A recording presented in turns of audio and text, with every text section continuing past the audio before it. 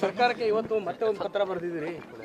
ಏನು ಹಿಂದೆ ಇರುವಂತಹ ಆದೇಶವನ್ನ ಉಲ್ಲೇಖ ಮಾಡಿರುವಂತದ್ದು ನೋಡಿ, ಕರ್ನಾಟಕದಲ್ಲಿ ಸರ್ವಿಸ್ ರೂಲ್ಸ್ ಅಂತ ಇದೆ.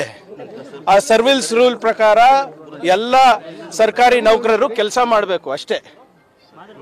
ನಾವೇನು ಹೊಸದಾಗಿ ರೂಲ್ಸ್ ಸೃಷ್ಟಿ ಮಾಡಿ ಅಂತ ಹೇಳ್ತಾ ಇಲ್ಲ. ಏನು ರೂಲ್ಸ್ ಇದೆ ಅದನ್ನ ಅಕ್ಷರಶಃ ಪಾಲನೆ ಆಗಬೇಕು ಅಂತ ಅಷ್ಟೇ ನಾನು ಕೇಳ್ಕೊಂಡಿರೋದು.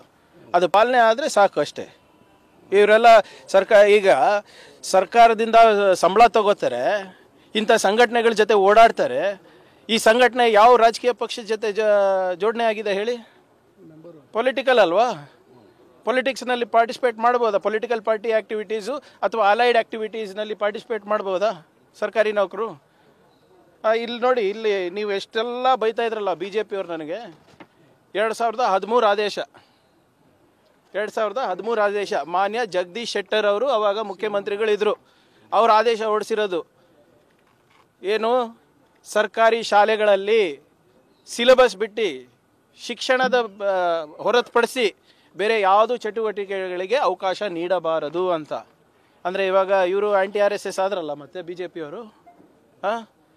ನಾವು ಹೇಳ್ತಾ ಇರೋದು, ಯಾರೇ ಇರ್ಬೋದು, ಅದು RSS ಅವ್ರು ಇರ್ಬೋದು, ತಾಲಿಬಾನ್ ಇರ್ಬೋದು, ಯಾರಿಗೂ ಕೂಡ ಅವಕಾಶ ಕೊಡಬಾರ್ದು. ಸರ್ಕಾರಿ ಶಾಲೆಗಳಲ್ಲಿ ಬಡವ್ರ ಮಕ್ಕಳು ಓದಕ್ಕೆ ಹೋಗೋದು, ವಿದ್ಯಾಭ್ಯಾಸಕ್ಕೆ ಹೋಗೋದು ಏನಕ್ಕೆ? ಆ ಬಡತನದಿಂದ ಹೊರಗೆ ಬರಲಿಕ್ಕೆ, ಒಂದು ಸ್ವಾಭಿಮಾನ ಬದುಕಲಿಕ್ಕೆ. ಅದು ಇದು ಬಿಟ್ಬಿಟ್ಟು ನೀವು ಲಾಠಿ ಕೊಟ್ಬಿಟ್ಟು ಅವರಿಗೆ ಪ್ರಚೋದನೆ ಭಾಷಣ ಹೇಳ್ಕೊಡ್ತೀರಾ ಅಲ್ಲಿ? ಕೋಮದ ವಿಷ ಬೀಜವನ್ನು ಬಿತ್ತೀರಾ ಅಲ್ಲಿ? ಅದು ನನ್ನ ಕರ್ನಾಟಕದಲ್ಲಿ ಆಗೋಕ್ಕೆ ಬಿಡೋದಿಲ್ಲ. ಯಾರೇ ಇರ್ಬೋದು ಅದು. There will be no radicalisation in my state. ಸರ್ಕಾರಿ ಅಧಿಕಾರಿಗಳು ಕೂಡ RSS ಚಟುವಟಿಕೆಗಳಲ್ಲಿ ಭಾಗಿಯಾಗಿರ್ತಕ್ಕಂಥ ನಿದರ್ಶನಗಳಿದೆ. ಈಗ ಮೊನ್ನೆ ನನಗೆ ಬಂದಿತ್ತು ಸರ್, ನನಗೂ ಗೊತ್ತಿರಲಿಲ್ಲ. ಈಗ ಸುಮ್ಮನೆ ಹವ್ಯಾಸ ಇದ್ರೆ ಓಕೆ ಫೈನ್, ನೀವು ವಾಲಂಟ್ರಿ VRS ತಗೊಂಡು ಮಾಡ್ಕೊಳ್ಳಿ, ಯಾರು ಬೇಡ ಅಂದಿದ್ದಾರೆ. ಬಟ್ ನೀವು ಸರ್ವಿಸ್ನಲ್ಲಿದ್ದಾಗ ನೀವು ಸರ್ಕಾರದ ಕಾಂಡಕ್ಟ್ ರೂಲ್ಸ್ ಏನಿದೆ, ಸರ್ವಿಸ್ ರೂಲ್ಸ್ ಏನಿದೆ, ಅದನ್ನು ಪಾಲನೆ ಮಾಡಬೇಕು. It is not allowed. ಇವರು ಗಣವೇಶ ಹಾಕೊಂಡು ಮೊನ್ನೆ ತಿರುಗಾಡಿದ್ದಾರೆ ನಮ್ಮ PDOಗಳು, ಕೆಲವು ವಿಲೇಜ್ ಅಕೌಂಟೆಂಟು, ಕೆಲವು ಹೆಲ್ತ್ ಆಫೀಸರ್ಸ್ ಎಲ್ಲ.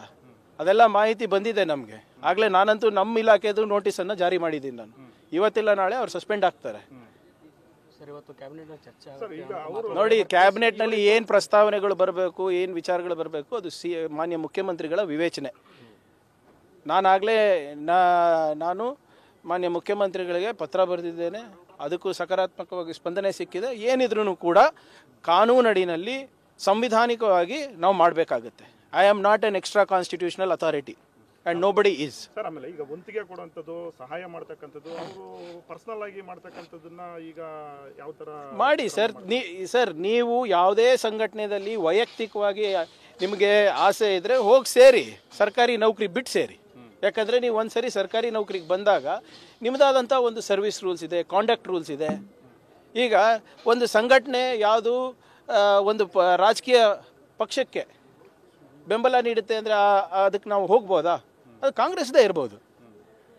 ಯಾರಾದರೂ ಒಂದು AC ಇರ್ಬೋದು, ಹೆಲ್ತ್ ಆಫೀಸರ್ ಇರ್ಬೋದು, ಯಾವುದಾದ್ರೂ DC ಇರ್ಬೋದು, KS ಇರ್ಬೋದು, IPS ಇರ್ಬೋದು. ಅವರು ನಮ್ಮ ಯಾವುದೋ ಒಂದು ನಮ್ಮ ಆಲ್ ಇಂಡಿಯಾ ಪ್ರೊಫೆಷ್ನಲ್ ಕಾಂಗ್ರೆಸ್, ಅದಕ್ಕೆ ಅವರು ಬೆಂಬಲ ಕೊಟ್ಬಿಟ್ಟು ಅವರು ಸರ್ವಿಸ್ನಲ್ಲಿ ಇರ್ಬೋದಾ? ಇರೋಕ್ಕಾಗೋದಿಲ್ಲ. ಈಗ ಎಷ್ಟೊಂದು ಜನ ನೀವೇ ನೋಡಿ, IAS IPS ಅವರು VRS ಅನ್ನು ತಗೋತಾರೆ, ಅಥವಾ ನಿವೃತ್ತಿ ಆದಮೇಲೆ ತಾನೇ ಹೋಗಿ ಜಾಯ್ನ್ ಆಗೋದು. ಎಷ್ಟೊಂದು ನಿರ್ದೇಶನಗಳಿದೆ.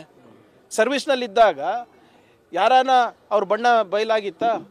ಇಲ್ಲೇ ನೋಡಿ, ಉದಾಹರಣೆಗೆ ಎಷ್ಟೊಂದು ಜನ IPS ಅವರು ಇವತ್ತು ಸಂಘ ಪರಿವಾರ ಪರವಾಗಿ ನಿಂತಿದ್ದಾರಲ್ಲ.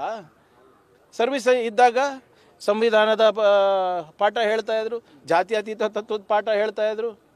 ಇದೇ ನಿಮ್ಮ ಅಣ್ಣಾಮಲೈಯವರು ಈ ಟಿಪ್ಪು ಸುಲ್ತಾನ್ ಬಗ್ಗೆ ಹಾಡಿ ಹೊಗಳಿದ್ರು. ತಮಿಳ್ನಾಡು ರಾಜಕೀಯ ಬಿಟ್ಟ ತಕ್ಷಣ ಇದೇ ಟಿಪ್ಪು ಸುಲ್ತಾನು ಎನಿಮಿ ನಂಬರ್ 1 ಆಗಿಬಿಟ್ರೆ ಅವರಿಗೆ. ಸೊ ಏನೇ ಇದ್ರು let us be as per law ಅಂತ ಅಷ್ಟೇ. ನ್ಯೂಸ್ ಫಸ್ಟ್, ನಿರ್ಭೀತಿಯಿಂದ ನಿಮ್ಮ ಪರವಾಗಿ.